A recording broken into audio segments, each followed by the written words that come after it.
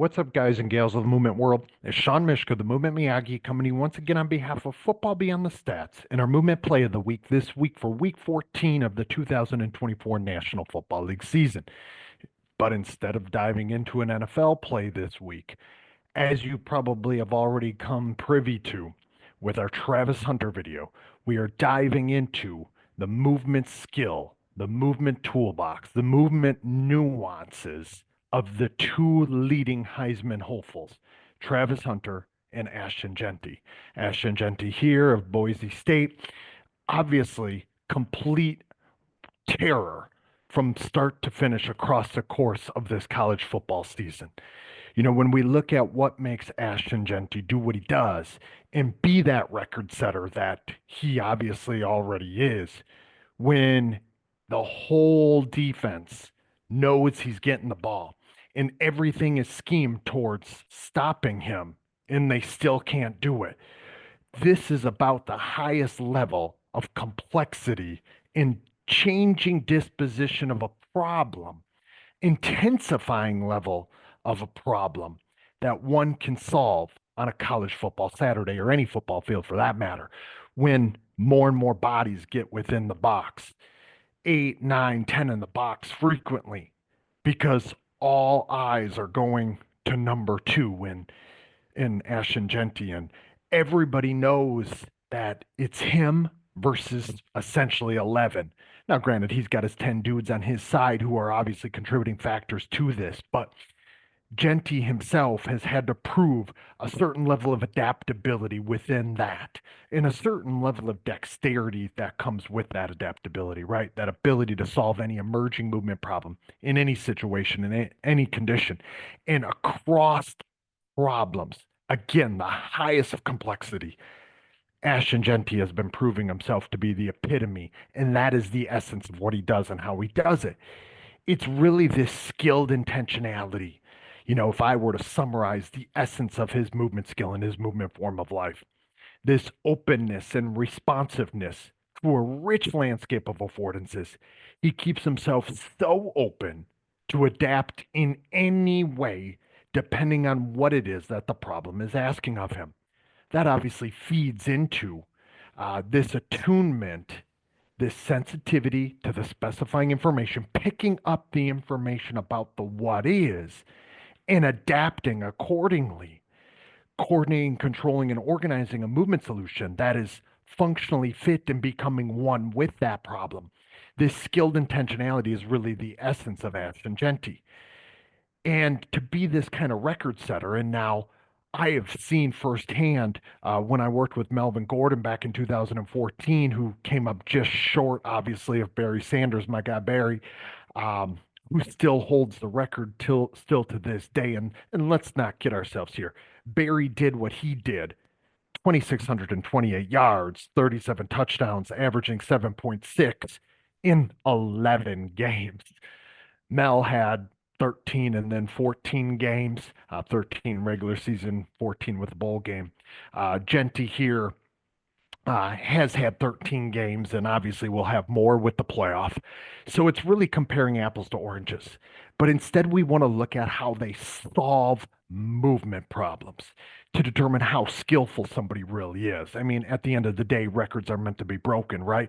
So it's just yards, and all these things are really comparing, again, apples to oranges. Nothing is really equal. So I don't really look at the stats. That's why we're here at Football Beyond the Stats. But we're going to look at what makes Jeanty do what he does, what underpins his movement skill, kind of compare it a little bit to maybe what we would see with a Travis Hunter at a totally different position. But Jeanty does things very, very different.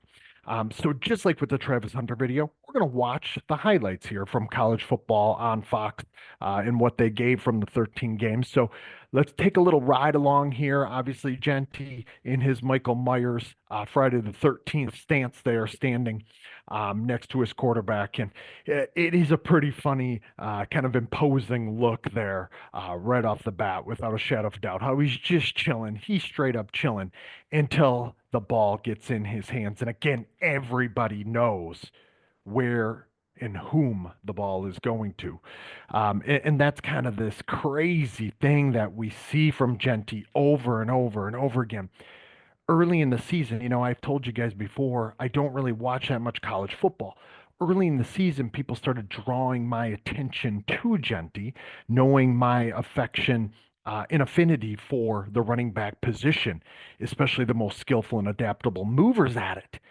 And the first times of me watching Jeanty, especially, I went back and looked at last year's highlights. And of course, what we saw is him with this low center of gravity, his legs always churning, the contact balance, him having this dynamic shifting when he's taking on contact, coming out of that in a very balanced, but right into his next movement strategy or solution. Like these were things that were calling cards in the past.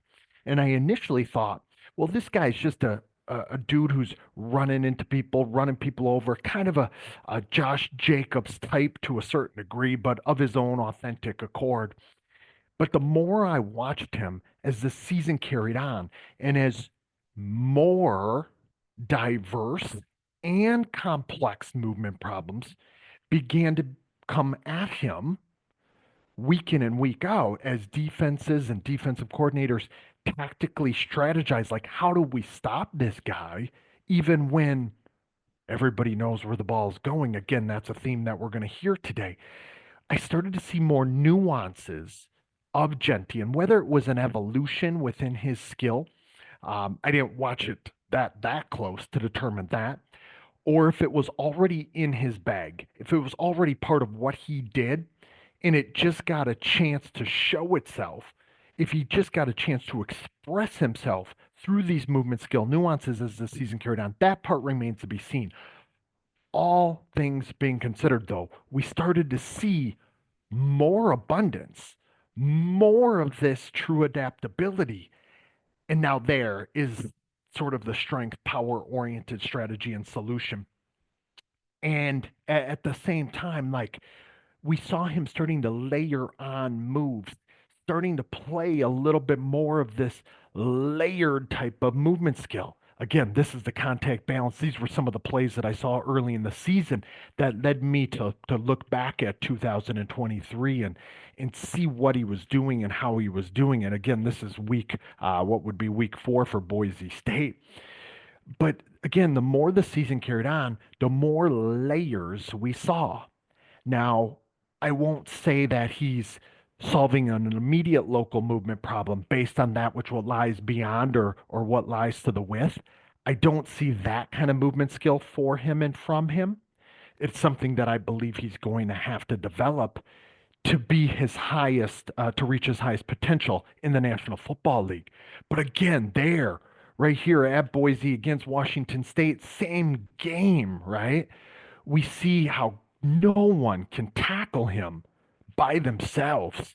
This ability to really get to really get strong at the point of attack, to become powerful and to run through some of not only arm tackles, but big dudes, defensive linemen, linebackers, and the like coming at him. But here we see some of the layers of his movement skill, like not to be confused with layered movement problem solving, right? That I often talk about. So don't get confused there.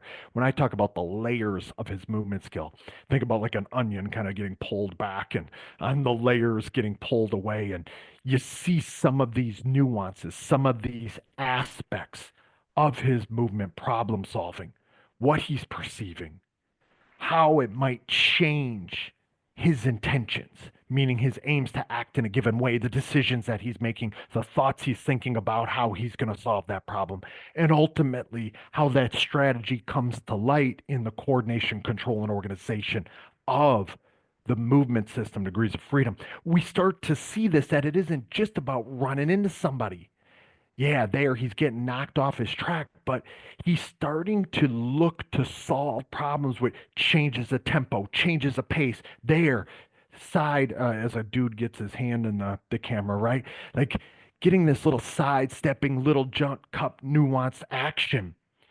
We actually saw him start to get a little bit more comfortable in his own skin as the season went on. And we're going to see some of those layers. We're going to see some of the jukes and the cuts. We're going to see this really nifty, authentic footwork that starts to show itself in many scenarios and situations, particularly in tight space. That almost looks like he's moving on an agility ladder, but in relation to opponents. Right there is a perfect example as he scores one of his 29 touchdowns or something like that he currently has. Like we see it again. Look at the movement actions. Again, it's like a finger pointing the way to the moon. Don't concentrate on the finger or you'll miss all the heavenly glory the finger pointing at, like as Bruce Lee would say. Don't miss the problem in the affordances that exist there that are channeling the actual actions that emerge. But again, we see this using no way as the way, very Travis Hunter like in that fashion. But what we see is a true skilled intentionality. He's remaining open and responsive to a wide, rich range of opportunities to act, aka affordances. And he's not locked in to a certain way of doing, being, and acting as we might see from a typical power back. Now, let's not get it twisted. You're not going to get 20, what does he have? 2,500 yards right now, right? Something like that. Almost 2,500 yards in 13 games. You're not going to get that in when you're being presented with a wide range of complex movement problems. You're not going to get that type of output and production unless you're like a Derrick Henry type who's just running past guys or running over guys, like has one or two tricks in the bag. Doesn't have to be as nuanced. But at 5'9", 210, 215 pounds as Jeanty is, you got to have some things in your bag to be able to adapt and adjust. And that's what we have started to see again as the season carried on for him. And, those are the types of things that I hope you all, as you watch it, can recognize.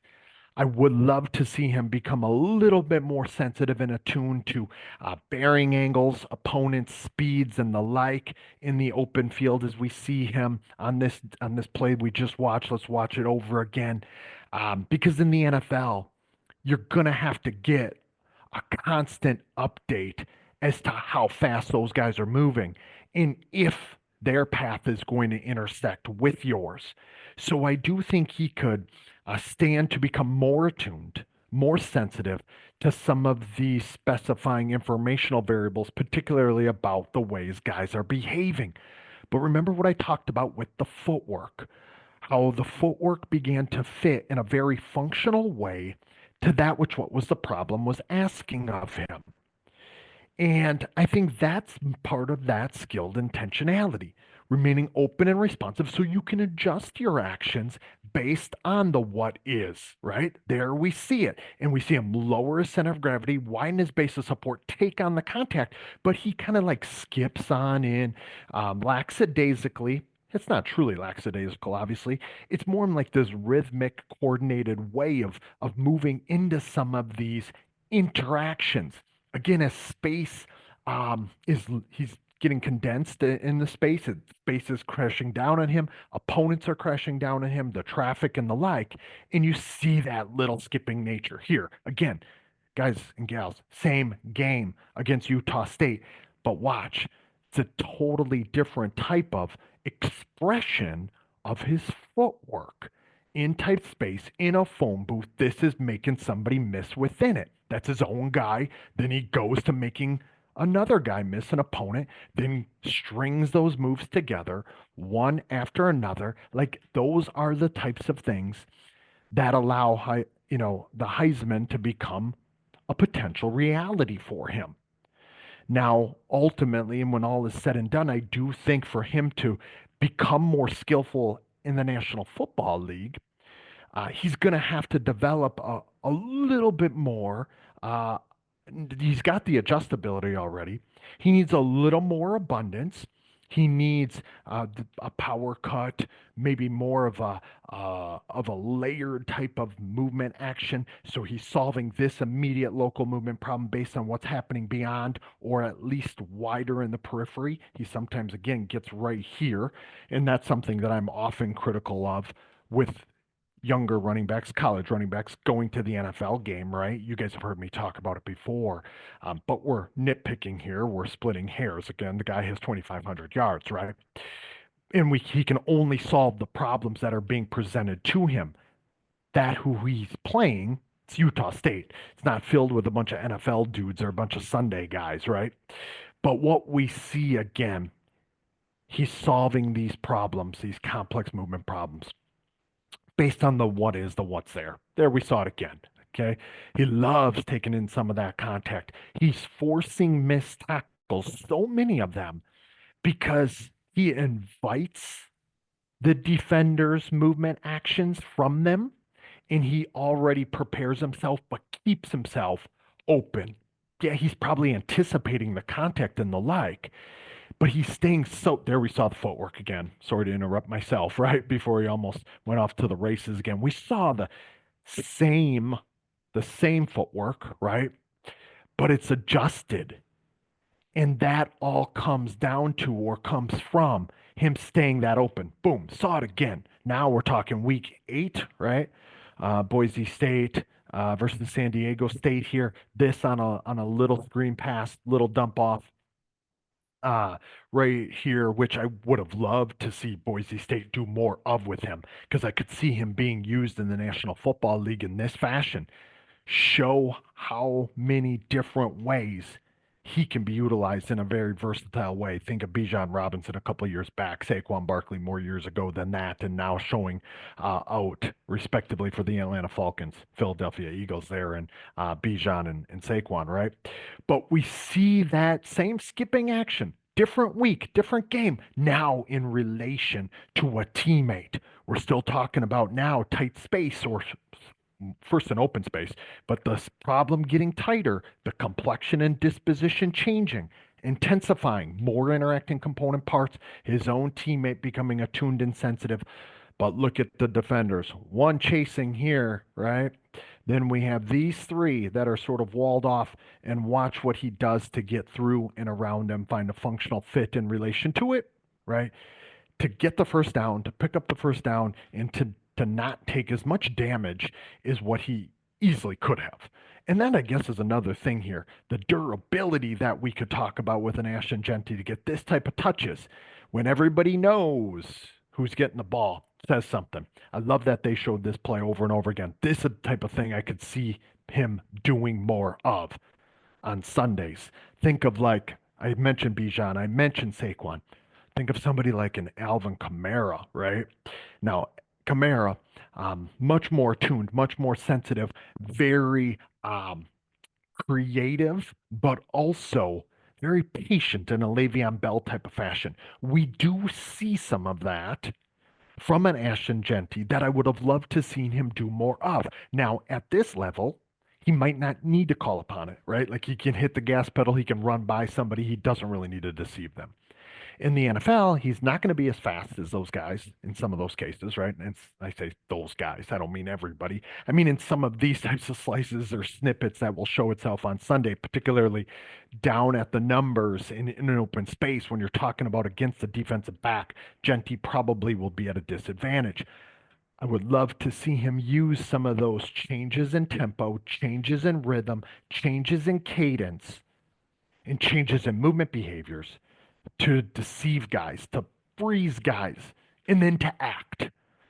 So kind of like in a snake type of fashion, right? That's the way I'd love to see it there. We see him sometimes do it, hesitate and pause to take in information. And that's one of the nuances that I started to see from him the more I watched him. He's not always on the gas pedal. You guys have heard me talk about that here. There we see it. Let the block come to you. Let the hole in the space open up accordingly. There's no need to hit the gas pedal until you gotta, right? Ownership until the opening is there.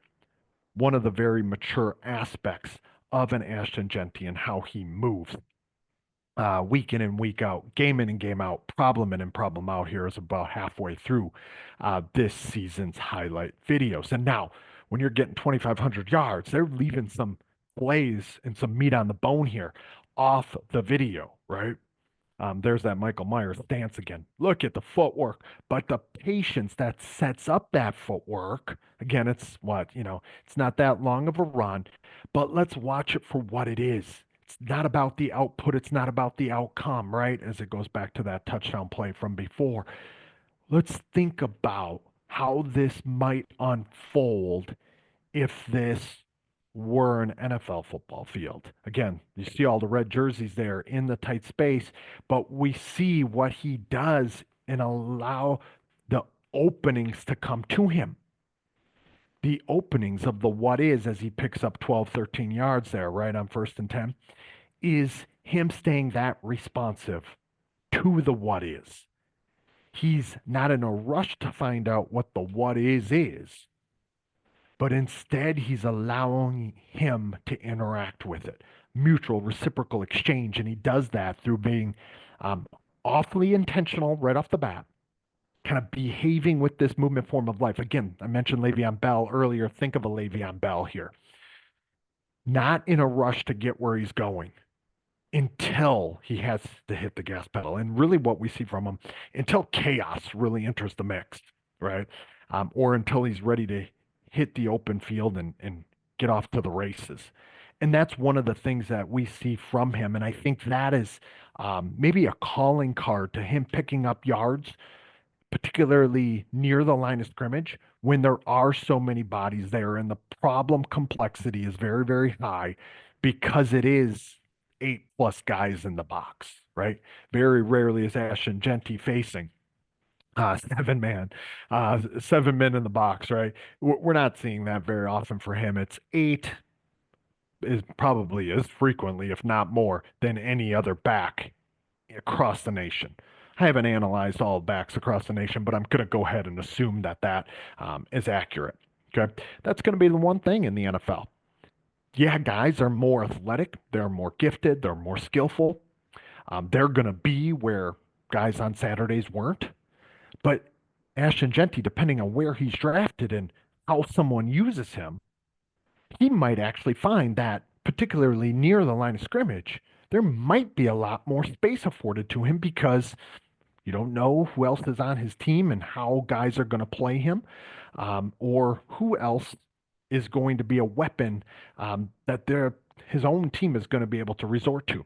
He might find a little more opportunities because there's just more talent on both sides of the ball, right? That being said, he's also going to find a difficulty in the problem.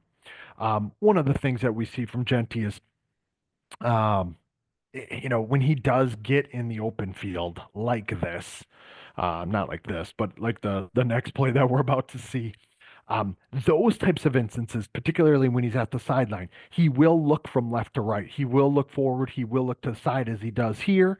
But then once he feels as though he's in the open space and he's off to the races, okay, here we see him zeroing in. We see him zero in, look, look, look. Okay, he's getting that update along the sideline.